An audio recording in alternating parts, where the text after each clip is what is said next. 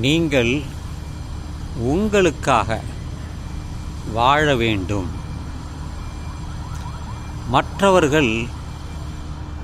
மற்றவர்களுக்காகவே வாழ்கிறார்கள். குறிப்பாக மறைந்த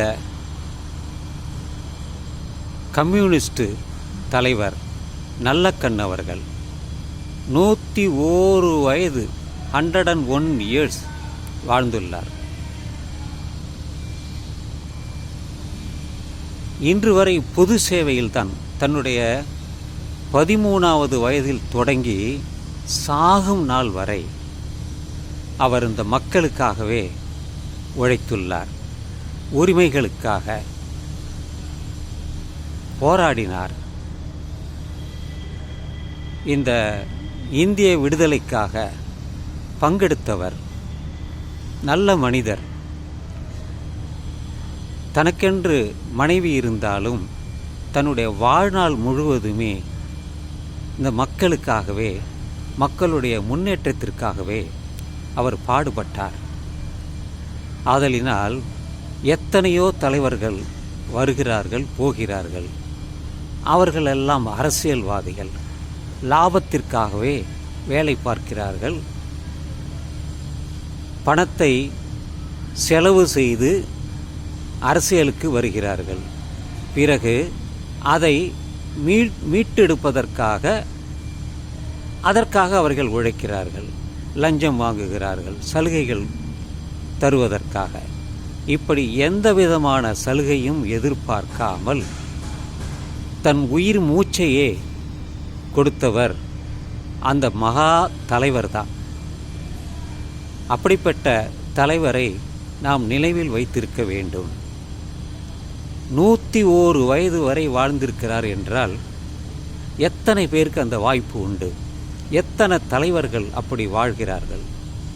இப்படி ஒரு பெரிய தலைவரை நாம் இழந்துவிட்டோம். அவருடைய கொள்கைகளை நாம் ஏற்றுக்கொண்டு வழிநடத்த வேண்டும். போராளி தான். பல போராளிகள் இந்த நாட்டிற்காக தியாகம் செய்துள்ளார்கள்.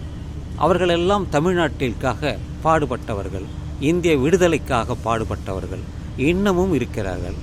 ஆனால் இன்று பணத்திற்காக, தரக்கூடிய சம்பளத்திற்காக எல்லையில் வேலை பார்க்கிறார்கள். அவர்களும் தொழிலாளிகள் தான். ஆனால் உயிரை நோக்கி அவர்கள் அங்கே வேலை பார்க்கிறார்கள். வெயிலிலும், பனியிலும், கோடையிலும், குளிரிலும், மழையிலும் ஓரமாக பாதுகாப்புக்காக, அவர்களுக்கே பாதுகாப்பு இல்லாத இடத்தில் அவர்கள் வேலை பார்க்கிறார்கள். அவர்களுக்கு எப்போவுமே அந்த உயிர் என்ற அச்சம் உண்டு, இருக்கவே செய்கிறது. என்னதான் பணம் கொடுத்தாலும், எவ்வளவுதான் சலுகைகள் செய்தாலும் அவர்கள் உயிரை அவர்களே தான் காப்பாற்ற முடியும். இந்த இந்திய அரசோ கூட இருப்பவர்களோ யாரும் காப்பாற்ற முடியாது. அடிபட்டால் ஒரு வேனில் கொண்டு போய் சிகிச்சை செலுத்துவார்கள். ஆனால் போய்விட்டால் யார் அவர்களை காப்பாற்றுவார்கள்? யாரும் இல்லை. எனவே உங்களை நீங்களே காப்பாற்றிக் கொள்ள வேண்டும். உங்களுக்காக நீங்கள் உழைக்க வேண்டும். உங்கள் உயிர் மீது நீங்களுக்கு அதிக நம்பிக்கை வேண்டும். ஏனென்றால் இந்த 5 புலன்கள் தான் இந்த உயிர். அந்த ஒவ்வொரு புலனும் அடங்கிவிட்டால் உயிர் போய்விடும், உடல் தேவையற்றதாக போய்விடும். என்று பெயர் சொன்ன அந்த உடல் இறந்து போன பிறகு பிணம் என்று மாறிவிடும். ஞாபகத்தில் வைத்து கொள்ளுங்கள். நல்லவர்களை அடையாளம் கண்டுகொள்ளுங்கள், தீயவர்களை ஒதுக்கி வைத்து விடுங்கள் என்று சொல்லி இந்த பதிவை பொதுவாக மக்களுக்காக, இது போன்ற பெரிய நல்ல தலைவர்களுக்காக இதை நான் பதிவு செய்கிறேன்.